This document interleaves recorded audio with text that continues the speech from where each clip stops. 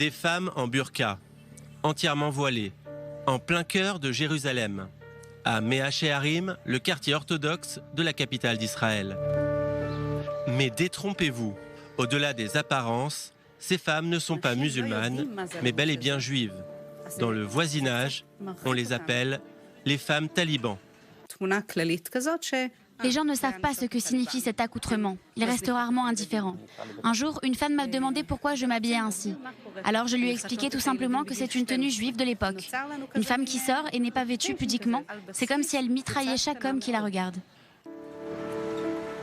Lorsque ces femmes sortent dans la rue, elles rasent les murs, marchent rapidement. Même dans les ruelles des quartiers orthodoxes, on ne les croise que rarement.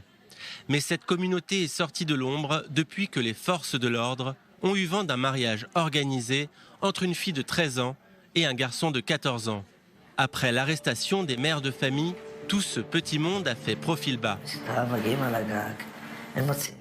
La police est arrivée sur le toit et a trouvé les deux enfants sur le point de se marier, dont ma fille de 13 ans. C'était vraiment moins une. Le père de l'adolescente n'était pas invité. Il a exceptionnellement accepté de témoigner et de raconter comment tout a basculé. Je me suis marié il y a 20 ans. Un jour, ma femme a décidé de vivre comme un ange. Tout devenait un interdit. Puis elle a commencé à porter ses drôles de robes. Puis un voile, puis un autre, puis un voile intégral. Petit à petit, elle a déscolarisé les enfants, car l'éducation n'est pas assez pure, vous comprenez ? Les lois et coutumes se radicalisent, avec pour pinacle le mariage des enfants mineurs.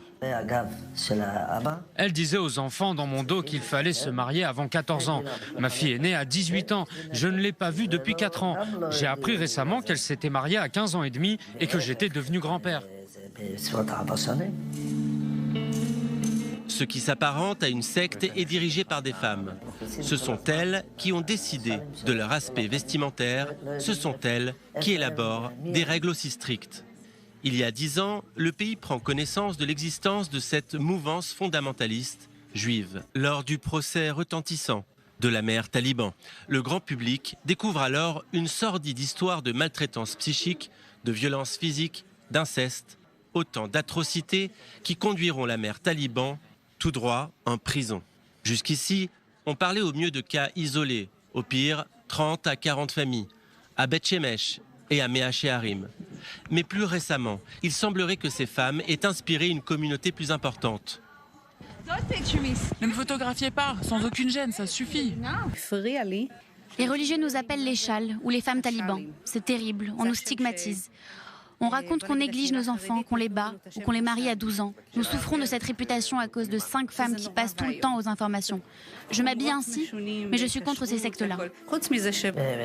Ma femme est l'une de celles qui dirigent ce mouvement. Il n'y a que des femmes. Elle prétend étudier avec un rabbin, mais on ne l'a jamais vue.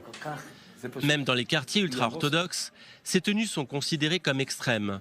Les instances éducatives refusent que les enfants mineurs portent ces voiles intégrales. Dans cet immeuble, un appartement qui abrite une école privée secrète. Et les enfants y sont totalement voilés.